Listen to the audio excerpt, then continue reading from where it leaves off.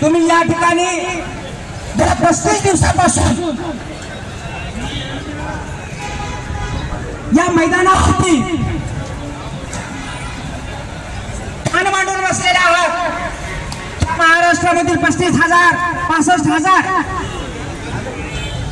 शिक्षकांच्या लेकरा बाळांना त्यांचा हक्काचा पगार भेटला पाहिजे, याकरिता तुम्ही एकटे गेली 35 दिवस झाले समन्वय संघामार्फत हुंकार आंदोलन चालू आहे। राज्यातील गुणवंताने शिक्षक जे आहेत, जे सध्या 20-40-60% काम करतात, या लोकांना न्याय मिळावा, त्यांना प्रचलित सूत्रानुसार अनुदान लागू करावं, त्याच पद्धतीनं त्यांची जुनी पेन्शन लागू करावी, अघोषित शाळा घोषित कराव्या, या संदर्भात गेले 35 दिवस आंदोलन चालू असून आज मंत्रालयाच्या बाबतीत शिर्डीमध्ये